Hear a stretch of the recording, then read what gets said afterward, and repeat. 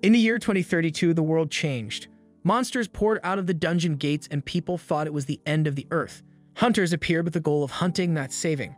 However, people still looked up to them as the protagonists of the new world. Our main protagonist finds the new world pointless after finding out that he is terminally ill and might die any day. On the way home, Cheon Haesun receives a call from his older sister and is asked about his current location and condition. An hour ago, the doctor explained that Haesun's disease is rare and makes his body addicted to poison. Haesun finds it so sudden, and the doctor can only apologize. Haesun wonders how he can explain it to his older sister.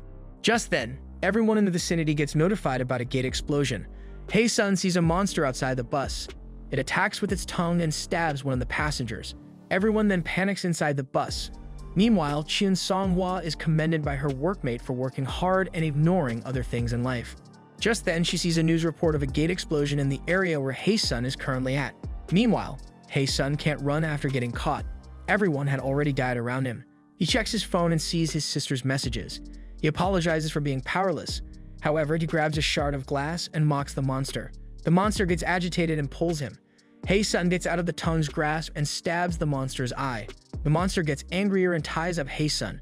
It swallowed him and Haesun drowns in the insides of the monster. He recalls how his sister took care of her and his heart beats harder while he wishes not to die. Just then, the monster convulses and explodes, scattering its parts around and leaving Haesun in the middle of the road. Great damages are reported and the Glory Guild members are dispatched late. People praise the Glory Guild as the nation's best guild. Chairman Gu Gunai apologizes to those affected by the incident and promises to always protect the people. Meanwhile, Seonghwa runs toward the scene of the incident. Haesun wakes up and wonders how he is alive. Just then, he hears Seonghwa's voice. He thinks it might be a hallucination, but he still gets up and looks for her. Seonghwa calls out to Haesun and hears something from an alley. She takes a look and discovers monsters. She makes a noise and the monsters notice her as she backs away. She runs as the monsters chase her. She arrives at a dead end and a monster leaps toward her. Haesun shouts as he hits the monster. Haesun appears covered in monster blood. He tells Seonghwa to run away as he realizes that he can't easily win as a normal human. However, the small toad monsters are weak, and now Haesun feels stronger after being swallowed by the huge toad. Also, he knows that the toad's poison is strong enough to kill him. However, his injuries healed instead. He knows that toad's attacks are ineffective against him. Haesun gets overconfident and a huge toad attacks him. He flies off as Seonghwa witnesses the scene. Haesun wakes up and sees Seonghwa trying to fend off the huge toad. She tells Haesun to run away. The huge toad attacks Seonghwa and Haesun watches as her blood splatters around. Haesun shouts out of grief and notices a red snake coming out of his body. He realizes that he can control it and attacks the huge toad, killing it. A woman watches as she compliments Haesun's actions. She knows Haesun will be able to do something if he controls his power well. She helps after realizing that more monsters will come. She comments that Haesun did well. More monsters come and Haesun puts down Seonghwa first. He promises not to waste her sacrifice as he walks toward the monsters. He tries to fight, but his body suddenly fails him. A monster approaches and attacks him. He orders his body to move and suddenly, he hears a woman's voice. The woman blocks the monster's attack. She introduces herself as Curl. She apologizes as she grabs Haesun and throws him away. The monster attacks the woman, but she dodges all of the monster's attacks. She climbs the monster and jumps. The monster takes this chance to attack her while in midair, but she vanishes. She appears above the monster and punches its head. The monster gets ripped apart, and Haesun can't believe what he just witnessed. He also wants to have the same strength to save his sister. Curl approaches him and tells Haesun that Seonghwa can live. She was able to heal her before anything worse happened. Haesun can see that Seonghwa's wounds are gone. Haesun thanks Curl while crying.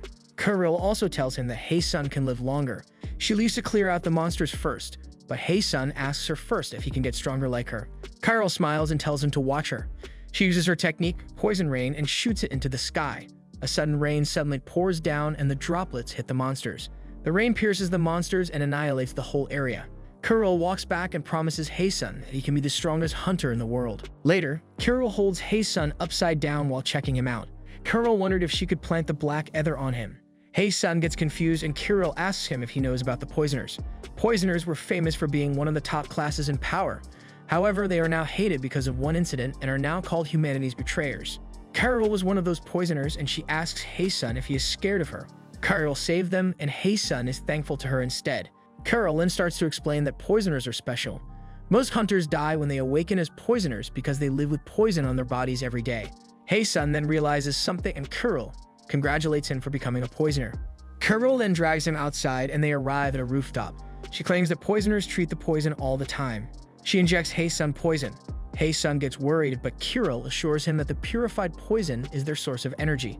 Kuril tells him that he needs to learn self-reliance first and instructs him to do some stretching. Hae-sun then asks about the poison rain technique. Kuril runs off and Hae-sun can't believe how powerful and thick-skinned Kuril is. An hour later, Kuril comes back and Hae-sun shares the nicknames he got for being weak and sickly looking. Kuril then realizes that she needs to change the teaching method. She grabs Hae-sun and tells him to focus all of his senses on his feet and explode them.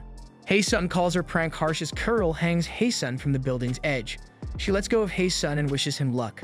She tells Hae-sun to step on the wall and jump into the opposite building. Hae-sun panics, but he still tries to gather energy on his feet. He focuses as he falls. He steps on the wall and leaps forward. He is surprised that he did it. Kuril passes by and commends him. She hugs Hae-sun and tells him that things are possible when you are prepared to die for them. Later, Kuril stares strangely at Hae-sun. She forces open his eye and something comes out of her eye. The thing is a device that hunters can use. She claims that this is different from the Glory Guild's items. He then asks if Kuril will leave now and she's impressed at how Hae-sun can pick up cues. She claims that she is being chased. She then tells Hae-sun to find Dr. Jin, a genius and Kuril's partner. She hands out something that can help Hae-sun find the doctor. She says her farewell while Hae-sun wonders why she is being treated as a traitor. Hae-sun then claims that this is the first time that someone has cared for him and made an offer to help her in the future. Kuril declines and points out that Hae-sun is still weak. She asks Hae-sun to get stronger for her. Hae-sun promises it and Kuril disappears. Later, the site of the gate explosion disappears and the public criticizes the Glory Guild. However, in just a few days, the criticism disappears. Hae-sun wears clothes for working out and leaves the house. As he walks outside, he wonders what to do with the black toad's core. He remembers how Kuril told him to feel the poison steps. Just then, his body starts absorbing the core's essence. A system window appears and shows the increasing black ether on Hae-sun's body. It reaches 100% and he can now use black ether. Hae-sun realizes that he can get stronger with this method. The system confirms that he is currently at E rank, but can get to S rank strength if he continues absorbing more black ether. He just realized that Kuril is not bluffing. He arrives at a checkpoint where a Glory Guild member is scolding a woman who wants to go inside the ruined area. She tries to reason out and the man threatens her. Hae-sun calls them disgusting and thugs. The man confronts Hae-sun and tries to attack him while claiming that the Glory Guild is above the law. The man swings his metal stick, but Hae-sun catches the stick and crushes it. The man gets surprised and Hae-sun throws him a punch in the face. Hae-sun is impressed that he got stronger. He calls the Glory Guild useless and leaves. Later, Hae-sun arrives at an abandoned telephone booth. He randomly presses a button, and the booth shakes. The floor opens and Hae-sun falls into a room. He grabs the exit door's handle and feels something wet. He sees his hands covered with blood and the room suddenly turns red. Gun-like objects appear and release poison gas. Hae-sun remembers that poison doesn't affect him, and he refreshingly inhales the poison gas. He hears footsteps and a man in a lab coat and gas mask approaches the door. Thinking that the intruder is now dead, the man gets inside and Hae-sun jumps into him. Hae-sun pins down the man, but he is already unconscious. Later, the man in the lab coat got to know that Kuril sent Hae-sun and asked him to remove the ropes. He introduces himself as Dr. Jin, and Hae-sun complains about his trap. Dr. Jin claims that he set it up that way because only hunters like Kuril can enter. He explains that he was a renowned scientist. However, some people are after him, including hunters from the association. He can't even trust the authorities. That's why he lived in a quiet place and swore that there was no clean blood in the trap room. Hae-sun then wonders why Dr. Jin is friendly with him. Dr. Jin trusts Kuril and remembers how the young Kuril was similar to Hae-sun. Hae-sun claims Kuril doesn't have spots like him, and the doctor leads him somewhere. On the way, the doctor claims that a drop of Hae-sun's blood can kill an A-rank knight. However, Hae-sun must control his abilities first. Dr. Jin opens a door and shows Hae-sun a gym. He claims the spots will disappear if he can control his body's poison, just like how he trained Kuril. He then tells Hae-sun to start running. Dr. Jin later starts supervising Hae-sun's training session. On the 7th day, Dr. Jin removes his mask, indicating that he now trusts Hae-sun. Cheon Haesun, on the other hand, wakes up and calls Hae-sun to scold him. Dr. Jin also checks out Hae-sun's body and gives him a new device. Hae-sun's spots are also getting lighter. Dr. Jin applauds and compliments Hae-sun's changes. Later, Hae-sun asks Dr. Jin if he is not bored living alone underground and eating canned goods for his meals. Dr. Jin claims he is not alone and points at Hae-sun's shoulder. Hae-sun freaks out seeing a creature on him. Pori is a poison monster that can absorb the poison from its owner. Dr. Jin claims that Pori has been sticking to Haesun for 2 days already. Haesun wasn't able to detect Pori because it has a stealth ability. Haesun wonders why a monster has that ability. Dr. Jin then asks Haesun why he is chilling instead of training. At the Glory Guild HQ, Gu Gun threateningly orders his secretary to make sure that he doesn't hear about the recent incident. He also looks for Maria, the Glory Guild's secret. Maria keeps apologizing and Gunne appears. He claims that they did their best. Maria is the guild's symbol and healer. She cries out that a lot of people died in the recent incident, but Gunne claims there is nothing they could have done. She then asks what if they are mobilized there, then they could at least save one person. Gunne then claims that the monster that appeared is something that they can't defeat. He cries and blames himself, however, he's getting sick of acting now. He then asks Maria to go to the Hunter examination site so they can recruit talents and save more people. Gunne wonders who killed the monster in the gate explosion. Meanwhile, Haesun plans to become a hunter after his training. He's going to become a healer and take the hunter exam. At the same time, Gunne is planning to recruit more healers at the hunter exam site. Days later, Haesun and Dr. Jin say their farewells to each other. Dr. Jin tells Haesun that Pori will go with him. He asks Pori to take care of Haesun and Pori cutely responds. Haesun comes home, but he gets strangled by his sister. He gets choked so hard that he falls unconscious. He later explained everything. However, Seonghwa feels doubtful about Kyril. Haesun claims that she's a good person and Seonghwa tells him that there's no such person without a reason. She then asks if Haesun is sure of being a hunter. He reluctantly answers and Seonghwa permits him because it is his choice. She tells him that he will be a great hunter. Haesun smiles as he promises to do his best. However, the hunter exam fee is 50 million won. Seonghwa then tells him not to become a hunter and work in a factory instead. She wonders where Haesun will get the money, and so Haesun comes to a poison dungeon to earn money. There are restricted parts inside the dungeon. He then goes inside and feels like he's in a game. He can feel a thick poison in the air that can easily kill a hunter. However, it doesn't concern him. He hurries to find a specific plant. Just then, a low-level monster appears. Haesun knows that it is kind of weak, but he is getting nervous. He stops himself from shaking and remembers the recent incident, including his sister. Pori makes a noise and looks at Haesun with worry. Haesun thanks Pori and he pulls something from his pocket. The monsters approach him, and Haesun brings out the device he got from Dr. Jin. He recalls being instructed to say the word move. It uses a person's black ether and changes form. The device named Exa changes into a dagger. Haesun now feels confident about hunting. Haesun uses poison rain and easily kills the monsters in the area. His black ether increases as he absorbs the poison around him. He finds another monster and absorbs its poison after killing it. He realizes that the performance of ether depends on the user's power. However, it is kind of overpowered. He cuts a little, and the monster dies. He feels scared about the ether's synergy with poisoners. He thinks he is now stronger and shouts out his status. However, his status window shows that he is still weak. Though he got an S-rank healing skill, he laughs, saying he doesn't care about physical stats because he will be a healer. He gives up looking for the specific plant. He tries to leave, but he suddenly senses something. Just then, a polluted hyena appears. Haesun shakes in fear as the lens device warns him that the hyena is far stronger than him. Haesun knows that his poison is stronger. However, his physical stats are weak. The hyena approaches him, and Haesun tells Pori to hide. He tries to watch the hyena's movement, but it disappears from his sight. The hyena appeared behind him and caught Haesun by surprise. Haesun gets wounded and falls on his knee. He trembles, thinking that he will die. He questions himself and shouts that he will not die. Haesun notices the hyena staying still and laughing at him while waiting for its poison to take effect. However, Haesun stands back up and mocks the hyena. The hyena quickly dashes toward him and he lets himself get bitten, while he trusts his poison and healing power. Originally, a poisoner's healing power was a survival method to cleanse the body. Haesun swings his dagger and the hyena gets away. After controlling the poison, what happens to the rest of the healing? It circles in nothingness and forms in the body as a circulation. Haesun now challenges the hyena for a second round. The fight continues between Haesun and the hyena. Haesun sees the hyena attacks and counterattacks. However, Haesun gets badly wounded. He turns around and heals himself while thinking that this fight won't end easily. The hyena is holding out better than expected. The monster attacks again and Haesun complains that it is not getting tired at all. Its attacks always pierce while Haesun hasn't landed a hit yet. Haesun still keeps on fighting back as he gets used to the hyena's movements. It acts arrogant because it knows that it will win. The hyena attacks again and sends Haesun flying. Haesun feels pathetic and sees the hyena not giving its all. Haesun goes for a surprise attack, but the hyena quickly dodges.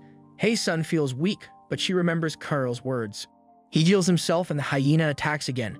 Hae-sun tries to hold on until the hyena gets tired. He remembers Dr. Jin telling him not to summon the Red Viper again because that is something Hae-sun can handle. Just then, the system notifies him that his black eye is changing. Hae-sun keeps holding on while the system processes things.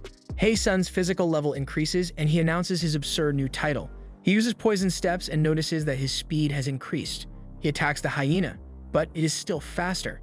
Hae-sun then prepares for one last move and brings out his black ether. He gets into posture and focuses his black eyes on his feet. He uses a faster poison step and the hyena can't even react. The hyena's head goes flying and Hae-sun wins. His clothes got ripped and he will get scolded by his sister for sure. After his victorious fight with the hyena, Hae-sun goes home where he gets humiliated on the streets. As he walks home, the mother and daughter he helped before recognize him and thank him. However, Hae-sun tries to act like a different person. At home, his sister Seonghwa beats him up like a madman, breaking his spine in the process. Hae-sun cries as he remembers it while being chased by a huge spider. The spider smacks him towards the wall. Hae-sun pulls out his head from the wall and notices something.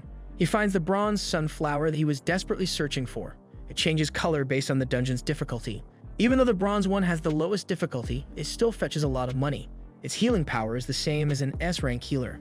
These flowers grow in poison dungeons and near the boss room. However, the boss is one bothersome thing. If the boss dies, the flower also dies. Hae-sun put the boss under his control, but his skills are not strong enough. He wonders if there are other ways and the system tells him that there are. His weapon, Exa, changes into a non-lethal mode, White Dream, which can paralyze or make the enemy fall asleep. Hae-sun wonders why he just found it now, and the system tells him that he didn't ask. Hae-sun now sees hope and confronts the boss monster. The spider tries to attack, but Hae-sun easily puts it to sleep. Seeing that the boss monster is fast asleep, Hae-sun approaches the bronze flower.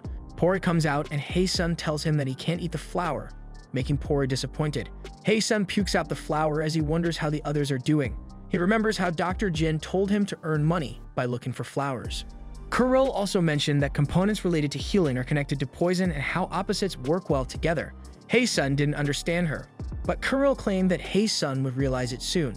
Hae-sun comes out of the dungeon and goes to the black marker.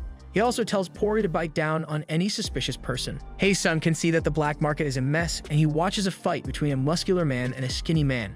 People think the huge one will win, but the skinny one has better stats and skills. The black market is indeed a lawless area. Hae-sun finds exploration tech devices but gets shocked after seeing the price. He then tries to look for a place to sell a flower. He tries to ask Pori for help and he hears a girl scream. He sees Pori biting a girl and Hae-sun runs to stop Pori. He tries to heal the girl, but she runs away. Hae-sun is surprised to see someone with stealth skills. He then realizes that his bag is gone. He blinks using poison steps. The girl gets into an alleyway and laughs at Hae-sun for putting the expensive flower in a plastic bag. She bumps into someone and sees an angry Hae-sun. He asks for the plastic bag and the girl hands it over. However, the girl asks for a deal. She then mentions a place that deals with the sunflower. She wants to split 6-4 and Hae-sun gets mad for being underestimated. Hae-sun gets her attention and threatens to kill the girl. Hae-sun then asks if the bitten part of her arm is itchy. Hae-sun mentions that Pori's poison can kill an S-rank knight. Hae-sun also lets out a viper to scare the girl. He scares her more and the girl cries to be spared. Hae-sun cancels his aura and introduces himself. The girl calls herself Bai-su. Hae-sun asks her to be his guide, and the girl agrees. Later, Bai-su introduces Hae-sun to a dealer named Ya-cha, the strongest man in the black market. Hae-sun wonders why Ya-cha is eating raw monster meat. He then tries to start the deal and presents the plastic bag with the sunflower. Ya-cha immediately agrees. However, he wants Hae-sun to fight a polluted hyena. He claims that the sunflower collection is strictly managed by the hunter's associate, and he doubts that Hae-sun gathered it himself. Ya-cha suggests that he can run, but Hae-sun then gets competitive and asks how much Ya-cha will buy the flower. Hae-sun tells him to make his offer first, and Ya-cha laughs out loud, claiming that Bai-su brought in someone interesting. Hae-sun rudely asks for the price again, and Bai-su gets mad. Ya-cha gets mad at Bai-su for speaking, and he releases intense pressure. Hae-sun gets affected and notices that it is bloodlust. They even gave Hae-sun a go and sent Bai-su flying. Hae-sun calls Ya-cha crazy but reiterates it after Ya-cha offers him 60 million won. Hae-sun immediately acts kind toward Ya-cha and asks if he can also call him father. Ya-cha laughs as Hae-sun tries to leave while counting the money. Bai-su shouts and asks to be healed first. Hae-sun jokingly casts heal, and Bai-su is impressed by its effectiveness. He also apologizes for having lied about the poison. Bai-su realizes how stupid she is and attacks Hae-sun. Hae-sun runs away, acting cool, and leaves the area. Just then, Yacha notices the ether left by Hae-sun. He notices how sticky and disgusting it is and remembers how he got beat up by a woman with a similar odor. He feels unpleasant remembering Karel. The next day, Seonghwa advises Hae-sun to do well and overly prepares attire and appearance. Later, Hae-sun goes to the exam site and gets mistaken for a patient. Hae-sun gets mad after hearing people talk about him. He remembers the faces of the 2 hunter applicants. Hae-sun registers. He thinks he is better now, but it looks like he's still not after seeing the teller's reaction. He leaves while crying, and a handsome applicant appears and talks badly about Hae-sun. He is Yu Jae-won, and the tellers swoon over him. Hae-sun leaves to go home and sees a person protesting about the Glory Guild's actions in the recent incident. An officer arrives to stop her, but the woman cries out that the Glory Guild could have saved the people who died. Hae-sun listens as the officer talks to the protester. Just then, a red-haired man appears and tells the officer to put the scene to bed already. Nam Kai-tak, a hunter from the association, threatens the woman not to get near the area again. He tries to attack the woman, but Hae-sun stops his arm and asks Kai-tak what he is doing. Hae-sun asks why a person from the association is using his powers on a civilian. Kai-tak tells him to remove his ether, but Hae-sun refuses. Kai-tak lets out his ether, and the woman gets worried. Hae-sun tells her not to worry. Hae-sun then grabs Kai-tak's face and plants his head on the ground. Hae-sun claims that Kai-tak is just all talk. Kai-tak then gets mad and shouts at Hae-sun. Hae-sun starts reciting Kai-tak's title and skills, and the latter gets surprised. Hae-sun then tells him that as an association member, he should set an example to protect the public and not the guild's reputation. He calls them gangsters, and a group of people appears. Hu Gun and menacingly asks Hae-sun about what he is doing. Levelless is the peak of a hunter's strength. They are not normal hunters. They don't fall, despair, or lose and use miracles instead. Hu Gunai and Maria are some of them. He commends that Hae-sun stopped a hunter from committing violence but condemns him for flaunting his power. Hae-sun calls him a scammer, and Hu Gunai gets surprised. Hae-sun apologizes for letting out his inner thoughts. He also tells them to stop them properly. He wonders if an entrant hitting an association hunter is not fine, but a hunter using his abilities on a civilian is normal. Hae-sun claims he only stopped the officer. Gani sees Maria worrying, and he apologizes to Hae-sun. He also orders Yu In-won to lead outside the civilians. Hae-sun then mentions that the woman was from a recent incident. She lost her child during the dual gate explosion, and it is unfortunate that the Glory Guild didn't respond quickly. Hae-sun then compares the Clean Association building to the bloody Gabangdong, where the incident happened. He then claims that he is also from Gabangdong and congratulates Gunne for saving a different area. Hae-sun asks why they didn't come to Gabangdong. He further asks if there is no other way. He remembers Dr. Jin reviewing the CCTVs in Gabangdong and claims that half the lives could have been saved if Glory Guild had responded. Hae-sun asks why they abandoned lives that could be saved. He asks if Gunne has a mouth to speak. Gunne calls Hae-sun young and narrow-minded and advises him to realize who Hae-sun is talking to. Hae-sun laughs and calls Gunne Korea's #1 knight, who has been crushed by Kang Hyen. Gunne lets out his ether and traps himself inside a pillar of ether. Gunne looks down on Hae-sun, and soon notices a malicious ether covering his ether. Gunne calls him crazy, and Hae-sun claims that he is confident in his skills. Hae-sun challenges Gunne to a fight. Gunne claims he will forgive Hae-sun if he apologizes. However, Hae-sun refuses and Gunne gets mad. Maria stops Gunne's attack and blows away the ethers. She knows that Gunne just wants to teach Hae-sun. However, people might misunderstand his actions. Gunne notices the crowd, and he acts like a respected senior in front of Hae-sun. He whispers that they will meet again. Maria apologizes to Hae-sun about the incident and promises apologies and compensation. Hae-sun then mentions that Gabangdong is promised to be protected by the Glory Guild. He claims that there is no point now that people are dead. Hae-sun leaves and tells them not to do business using people's lives. Maria calls him out and asks what's in Hae-sun's class. Hae-sun tells her that he applied to be a healer so he could save other people in need. Later, Gunne mentions that Hae-sun got a rough ether for a healer. Meanwhile, Hae-sun knows that he lost. However, he knows Maria will stop the fight. At that moment, Hae-sun felt like he was facing a huge mountain. He returns home and notices that they have a guest. He is surprised to see Bai-su cutely greets him. Hae-sun then tells her to leave. Bai-su gets kicked out and Hae-sun tries to close the door. Bai-su claims they are friends and cries outside.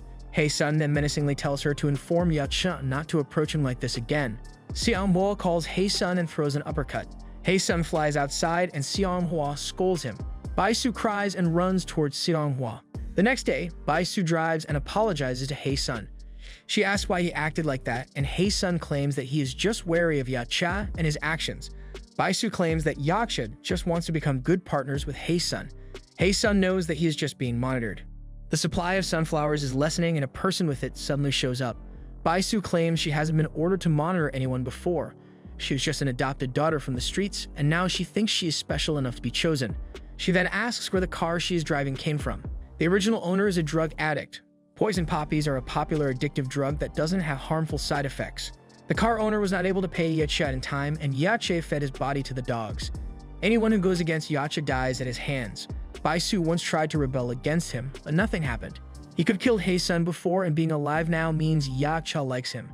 They arrive somewhere, and Bai-su claims that the poison dungeon is expected to have a silver sunflower. Bai-su wishes him luck, but Hae-sun claims that he is the king in this place. Inside the dungeon, Bai-su digs through her stuff and brings out an ampoule that can lure monsters. Bai-su suggests setting a trap first, but Hae-sun pours the ampoule on himself. Bai-su gets mad and worried, but Hae-sun claims that he can just kill the monsters. Bai-su then gives him a pill that can detoxify him for 3 hours. Hae-sun leaves, claiming that he doesn't need the pill. Later, Hae-sun runs as hundreds of monsters follow him. He finds a spot and stops. He activates his poison steps and slashes through the horde. He dashes again and chases the escaping monsters. He lightly wounded the monsters, who were confused, but they later died due to the poison. While slashing the monsters, he wonders if Exa has more modes. He is sure that he can get the answer while fighting. Time passed, and Hae-sun was done clearing the low-level monsters. He checks his status and is surprised to see that he is getting stronger quickly. He then looks at it from afar and discovers that there is also a desert inside the dungeon. He then steps on the sand and something appears. A huge centipede appears and Hae-sun activates his ether. He leaps toward the centipede and activates his poison steps. Meanwhile, Bai-su claims that Hae-sun is late and the duration of the pill is almost finished. She thinks that Hae-sun left her and played somewhere. Back to Hae-sun, he has a hard time breaking the centipede's exoskeleton. The centipede attacks Hae-sun, and he immediately dodges the attack. Hae-sun also realizes that it is hard to use poison steps on the unstable desert ground. However, Hae-sun now knows the location of the silver sunflower.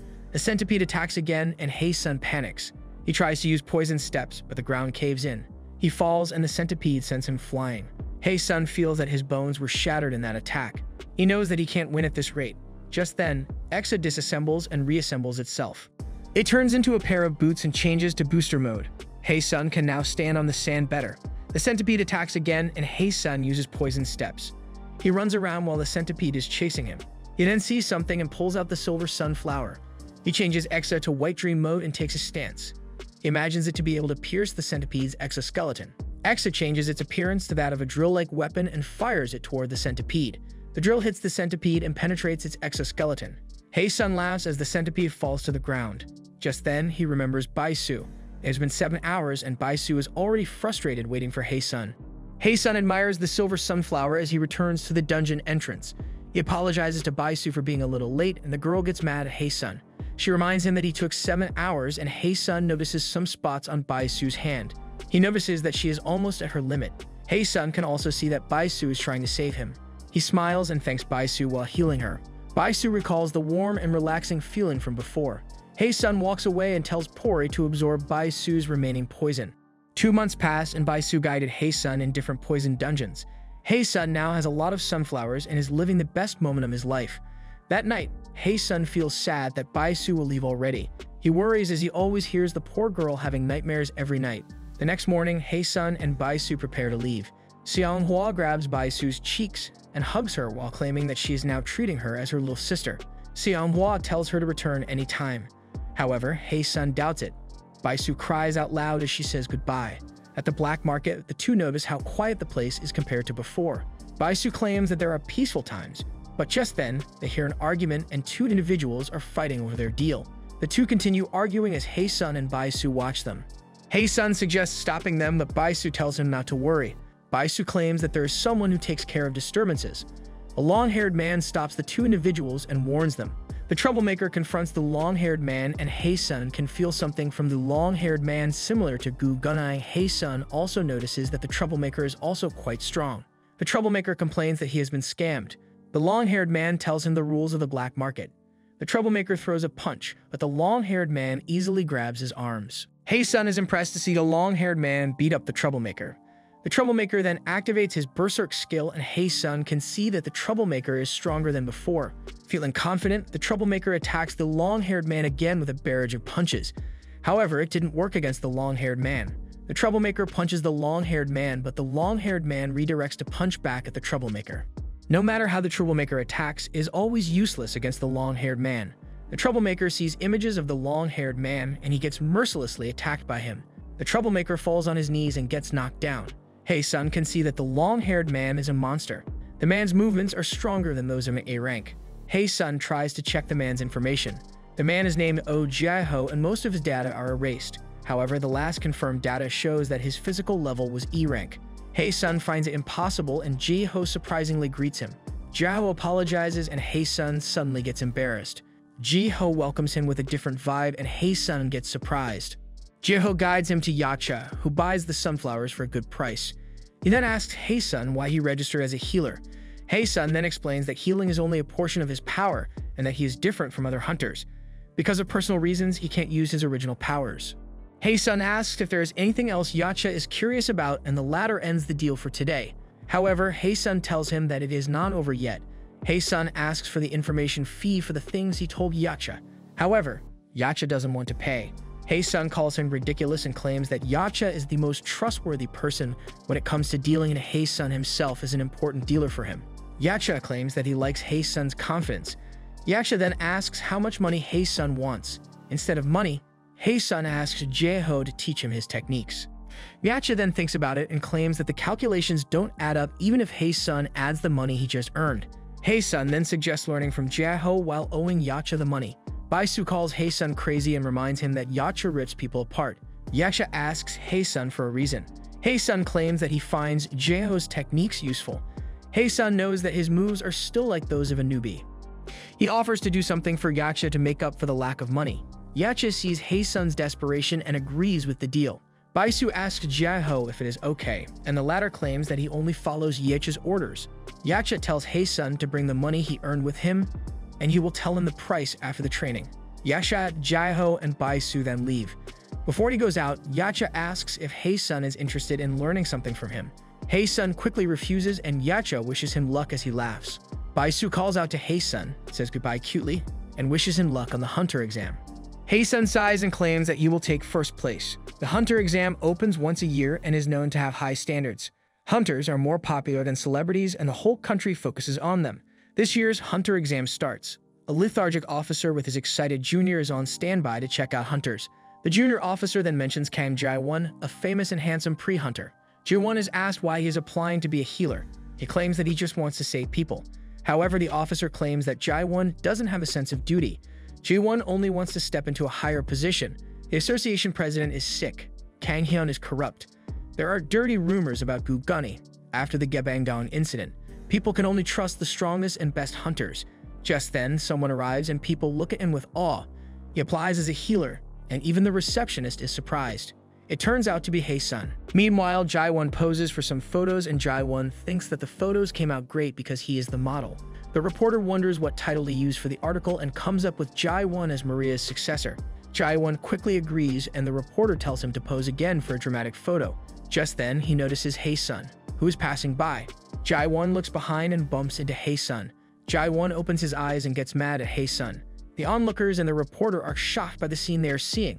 The scene looks like it came out of a boy's love novel.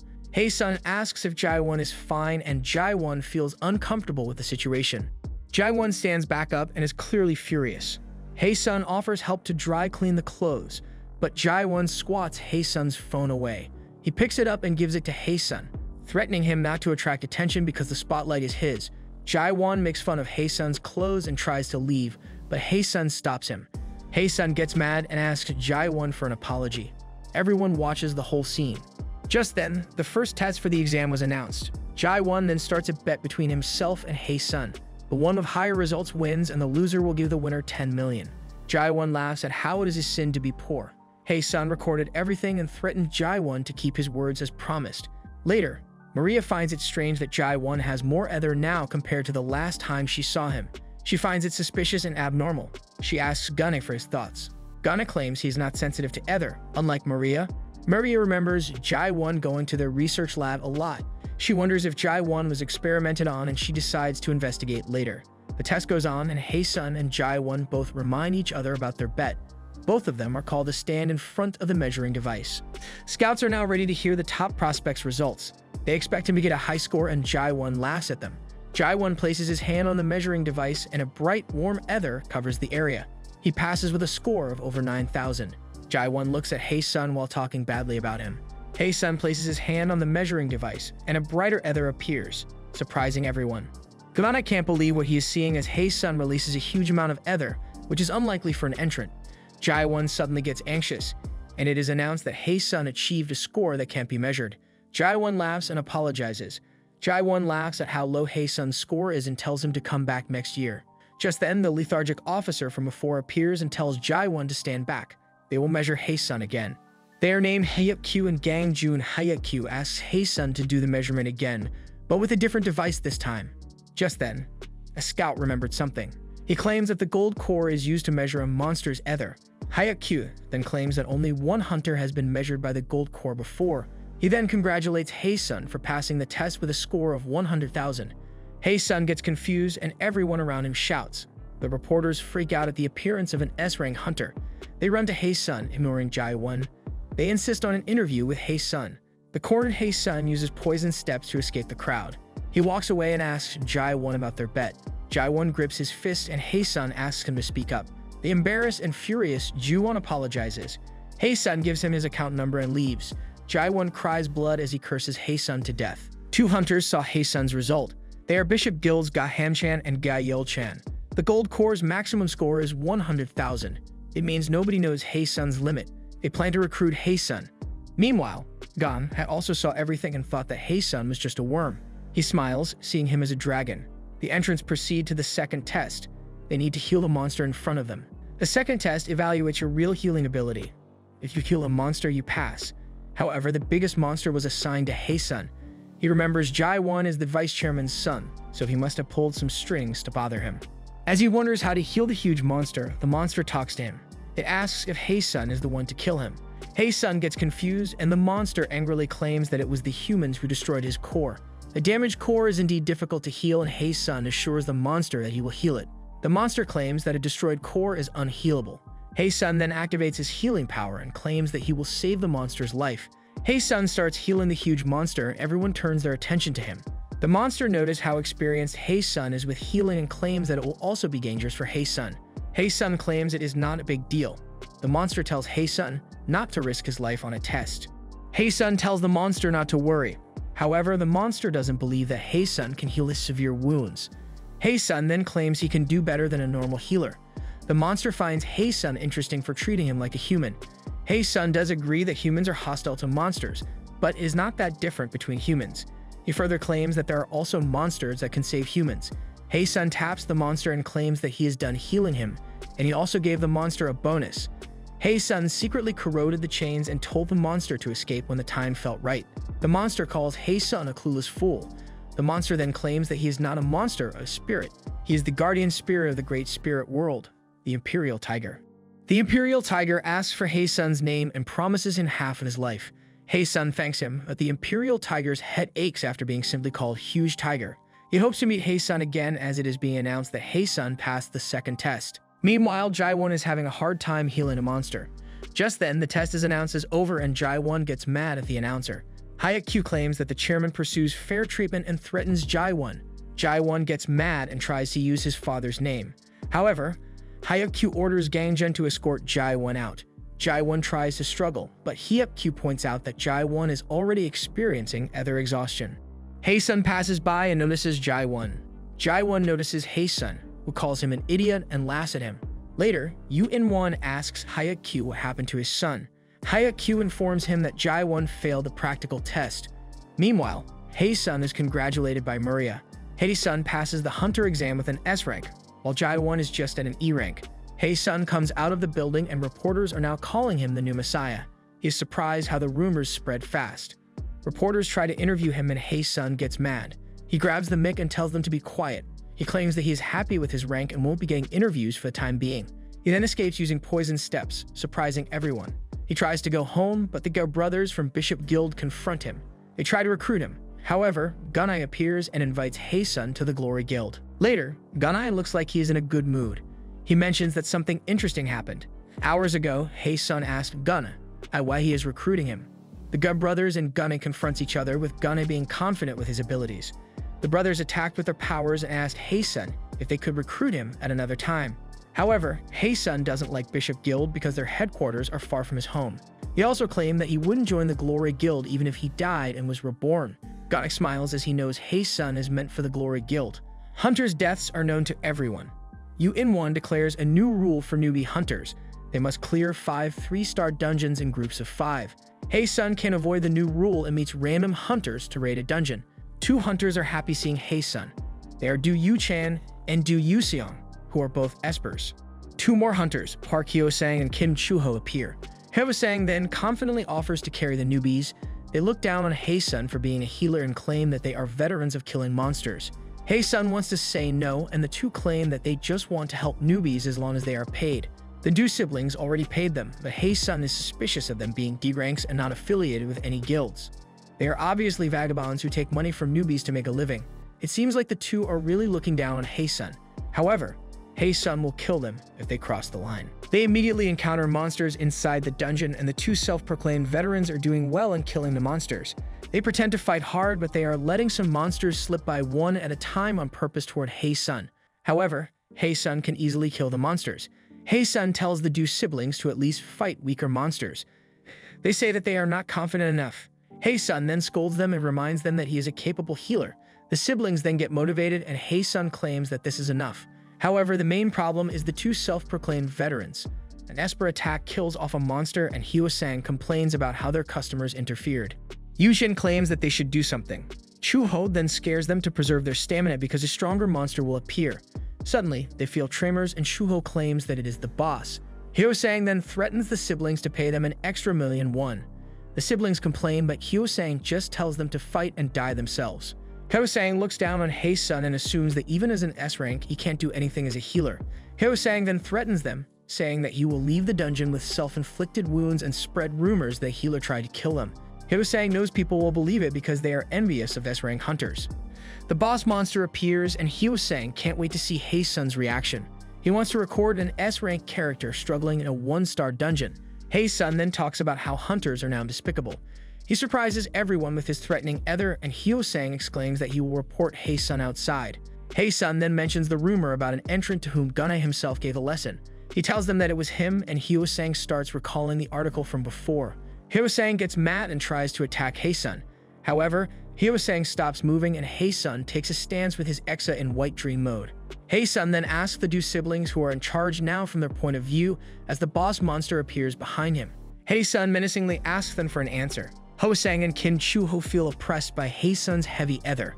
Haesun threatens the 2 villains. The 2 break into a sweat and can't say anything. Haesun knows it is a bit extreme, but it is better to go hard against them. Haesun then offers to defeat the boss monster. The 2 knights doubt him because Haesun is just a healer. Haesun offers to carry them and jumps toward the boss monster. He blinks in front of the monster's face and kicks it so hard. He charges the others 2 million as a carry fee. The 2 get mad at Haesun and regret seeing that the monster is still alive. They will go into a rage for sure. Hyo-sang really sees healers as useless. However, he realizes that those movements are not healers' movements. He felt uneasy from the start. Maybe Haesun is intentionally making the monster angrier. The boss monster got infuriated, and Haesun tried to lead it to Hyo-sang and Chu-ho. The Du siblings think that Haesun is only scaring them. However, Haesun is serious because he doesn't like people who play with other people's lives. Hyo-sang is frightened. Haesun is basically telling them to listen to him or he will kill them. Hyo-sang wonders who Haesun is as the healer asks him if they will accept his proposal. Hyo-sang can only shiver in fear as he feels scared by Haesun's ability to paralyze them. The boss monster charges toward them, and Hyo-sang can only scream in fear. The monster gets at them, but Haesun kicks it away. Haesun sends the boss monster flying. The Du siblings can't believe that a healer can just as easily kick off a boss monster like a rug. Haesun instantly blinks in the direction of the boss monster, and he brings out his weapon, Exa. He smiles, claiming that this monster is weaker than the centipede, and slices it in half. The monster's body splats on the ground, and Hyo-sang realizes that they messed with the wrong person. Haesun then undoes the paralysis and reminds them to send him the money. Chu-ho can also move now and confront Haesun, but Hyo-sang tells him to stop. He knows they'll be defeated by Haesun. The 2 continue arguing, and Haesun leaves them alone. Do Yu-chan and Do Yu-seong call Haesun amazing. Haesun finds them cute, and the twins continue cheering for him. Later, the twins wonder if it is okay to receive money from Hae-sun. It was their money in the first place that Ho-sang and Chuho extorted from them. Yuseon worries, but Hae-sun claims that he already got his share and that he is just returning their money to keep what happened today a secret. He had more ways to earn more money, so he respectfully refused the twins' money. They got silent and Yuchen gave up. Hae-sun then suggests leaving. However, Yuchen can't ignore the fact that Hae-sun saved them. He then hands over a business card that shows the company name, Umbrella Industry. Hae-sun's face obviously shows wonder at why Yuchen gave it to him. Yuchen tells Hae-sun to check the name and recognizes Du Aizu as the CEO. Hae-sun finds the connection and Yuchen confirms that Du Aizu is their father. The twins tell Hae-sun to contact them anytime. Hae-sun suddenly realizes that he bragged about money in front of these rich kids. Embarrassed, Hae-sun suggests splitting up. At home, Hae-sun checks on his loot and wonders if he can absorb any cores aside from the black ones. The system confirms that he can absorb any cores without limitations. Hae-sun gets relieved and absorbs one core. He checks his status, and as expected, the cores are weak because the dungeon is also weak. He notices the skill commune, and the system explains that Hae-sun can use the skill to communicate with monsters, specifically sapient creatures. Hae-sun wonders how he got it, and Pori appears, implying that it was him. So this skill is the reason why he got to converse with the huge tiger before. He wonders if the tiger escaped, but he must focus on getting stronger first. His progress is slow, and only a poison dungeon can help him. Black cores have several times more ether than other cores, but because it is toxic, it can't be used as an energy source. Experiments are conducted, but they all fail. Nowadays, black cores are just treated as garbage. However, poisoners can absorb black cores without a problem, and that is how they can grow stronger at a fast pace. Still, not many hunters can absorb cores because it can cost a lot of money and the absorption rate is less than 50%. Compared to training, absorbing cores is the best way to get stronger. Hae-sun is really thankful to Dr. Jin. He's really down thinking about his slow progress. He wonders if he can absorb a gold core like the one he saw before. Just then, some familiar men appear in front of Hae-sun's residence. Hae-sun hears knocking from their front gate. He tells Pori to hide and he opens the gate. They are Pyo, Hyokyu, and Choi Gangjun from the Hunter Associate. Hyokyu introduces himself as the former head referee. So got demoted. Gangjun loudly introduces himself and Hyokyu tells him to stop shouting. They congratulate Hae-sun again for getting an S rank. Hae-sun asks why they visited him. Hyokyu then asks if his growth rate is slow these days. He notices how Hae-sun flinches and offers some tea they brought. He asks if they can go inside. Hae-sun later lets them come inside and prepares the food they brought. Manhwa is out, so they talk freely. Hae-sun then asks what they need to say to him. Hyokyu then mentions the recent appearances of dungeons. Hae-sun claims he is not interested because it is not related to him. Hyokyu agrees because these dungeons are handled by associations or guilds. However, what if the dungeon is something that can be managed? Hyokyu then mentions the dungeons in Sujindong, Changsindong, and Imdong. These new dungeons just suddenly appeared, and Hyokyu tells Hae-sun not to be surprised yet. A code yellow is also raised in North America. Out of the emergency warnings, yellow is the third most serious. The incident that Hae-sun experienced was also code yellow. Hae-sun asks how many died, but Hyokyu tells him not to worry because there were no casualties. He explains that this is a peculiar matter since a monster came out of the dungeon. To explain, dungeons are home to monsters, and they can't come out of them. However, when the dungeon is overwhelmed with monsters, it changes to a gate. Monsters can now pass through the portal that only hunters could pass through before. Later, it will become a gate flood that causes countless deaths, and the world is still figuring out how to detect gates.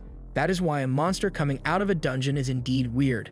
The World Hunter Protection Organization is keeping checks on these dungeons and hiding their information.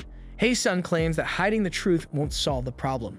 Hyokyu apologizes, but it is not his fault. The Korean Hunter Association is short on manpower, and Hyokyu suddenly heard a piece of interesting information. The Imperial Tiger got fully cured by Hae-sun, and they got interested in him. Hyokyu knows about Hae-sun's ether capacity and healing abilities. He then mentions that Hae-sun is suited for poison dungeons. Hae-sun thinks this is a chance for him. He compliments Hyokyu's sharp eyes for finding him. However, he contemplates accepting it because he doesn't want to get dragged around by the association. Hae-sun asks what he will gain from this. Hyokyu then brings something out and Hae-sun gets surprised to see the gold core. He mentions that the gold core has not been performing well since Hae-sun used it. He thinks Hae-sun is the culprit, but he might not also be the one. Hae-sun feigns ignorance, but he can see the black ether in the core. He got worried about getting arrested. Hyokyu then mentions that instead of disposing of it, he feels it is better to give it to Hae-sun. Hae-sun can see that Hyokyu is feeling him out and wonders how he can make use of this situation. Hae-sun then asks where to start with the poison dungeons. Hae-sun later remembers how he absorbed the gold core. He gets punched out of nowhere. He is in the middle of training with Jae-ho. He might look like the kindest person in the black market, but he's actually a devil. He always beats up Hae-sun during training, but later goes into kind mode. Hae-sun messed up with the wrong person. Hae-sun brings out Exa and attacks Jae-ho. However, Jae-ho counters with no reserve and Hae-sun gets beaten up again. Jae-ho claims that Hae-sun lacks foundation and asks if he really wants to learn. Hae-sun gets back up and claims it is a waste not to continue after his deal with Yucha. Hae-sun attacks again and blinks around Jae-ho. Hae-sun finds a chance, but Jae-ho reverses the situation. Jae-ho is impressed by Hae-sun's speed. He then trains Hae-sun to learn rigid body, a method of spreading ether to strengthen the body. Hae-sun calls Jae-ho a teacher, and the old man gets flustered. Hae-sun asks him how long Jae-ho took to learn the skill. Jae-ho claims that the basic movements only took him 10 years. Bai-su arrives and laughs at Hae-sun's appearance. She asks if he's made any progress, but Hae-sun can't feel anything at all. Bai-su then claims that there is something to Jae-ho's techniques. She claims that there is a peculiar smell when Jae-ho uses his techniques, something similar to poison poppy. Hae-sun knows something that cannot be seen is involved, and he knows too well about hunters who are espers. Thanks to Bai-su, Hae-sun now knows that Jae-ho is a multiple ability holder. Hae-sun later wonders how to gain telekinesis. Its form differs depending on the user. Hae-sun watches an esper bring down a bolt of lightning on a monster. The rising esper Li Ye-chan is applauded by the others for one-shooting the monsters. Ye-chan asks Hae-sun how his ability is to him. He continues talking proudly and sorry we won't reiterate what he said. Hae-sun's ears bleed and more monsters appear. Ye-chan responds as if he is the hero. Hae-sun wants to go home now. He later finds out that he has the same rank as Ye-chan.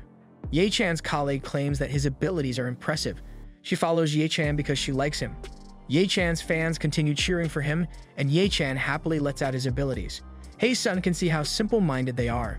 The woman invites Hae-sun to a group dinner after the raid, but Hae-sun refuses so he can train. Just then, Ye-chan finds something, an X on the ground with a red light coming out of it. He thinks there might be treasure below. However, the others' faces grimace. The man tells everyone to be prepared because the second dungeon is appearing. The X mark shines brighter, and the ground trembles. Everyone tries to organize themselves while Ye-chan is dozing off. He knows it is his fault that everyone will die because of him. He watches everyone get swallowed up by the ground. Just then, Hae-sun tells him to pull himself together. Hae-sun runs off, telling him to save the others. He assures Ye-chan that they are not dead yet and jumps inside the second dungeon. However, Ye-chan is scared.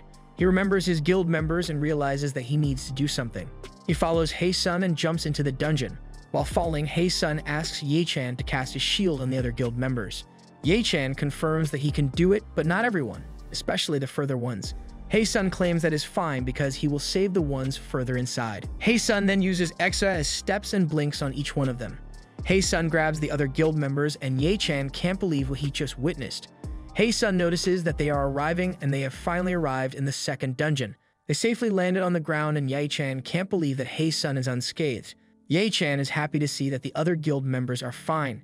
Hae-sun tells him to stop the tears and deal with the monsters in front of them first. Ye-chan claims it will be hard to fight harpies, but is easy for Hae-sun though. Seeing Hae-sun as his rival, Ye-chan wants to confront the harpies by himself. Just then, someone calls his name and they are the guild members who just woke up. Hae-sun is worried that they will not win. Everyone takes their positions. An esper starts attacking with his talismans and explodes them on contact with the harpies. However, the harpies are still looking fine. They might be holding up, but hunters are people too that get tired. The injured woman tells Hae-sun to run away, but he gets up to fight too because he doesn't want to see people get hurt. The woman thinks Hae-sun is joking because she knows that this is a lost battle for them. Hae-sun then quotes someone's words not to give up without fighting till the end. The woman shouts at him and points out that Hae-sun is a healer. She knows healers can't deal damage even if he is an S rank. She asks Hae-sun what he can do. Hae-sun knows that healers are only seen as support types. However, it only depends on the person. He throws Exa towards the harpies as the others watch it. Harpies die and the woman claims only a few died. Hae-sun then realizes that he needs to move. The others couldn't believe seeing a healer murder the harpies with ease and style. Despite being outnumbered, Hae-sun easily kills the monsters while in midair. Hae-sun finds it annoying that there are a lot of harpies. He wishes to be able to use poison rain like Karel. He annoyingly stares at Exa, waiting for him to transform. Exa can transform depending on the situation. In this situation, a shotgun is a good choice. Hae-sun casually starts shooting at the harpies. The others are confused about where Haesun got the shotgun, but the harpies look fine after being shot. However, X's bullets are not ordinary. They are black ether. The harpies start foaming from their mouths, and Haesun is happy to see them getting poisoned. Just then, he experiences a headache after using a lot of ether. A harpy tries to attack him, but it gets electrocuted by Yi-chan's ability. Though Haesun is annoyed that Yi-chan keeps saying that they are rivals, soon the boss monster comes out, the singing harpy, a 6-star monster. Yi-chan is worried that they can't win, but Haesun claims he's got enough ether left to move once. He slashes his arm with Exa and blood spills from his arm. He quickly blinks for the boss monster and punches its face with his fist, powering up the black ether hidden in his blood. His blood is enough for the kill. Please read the comments about the next part.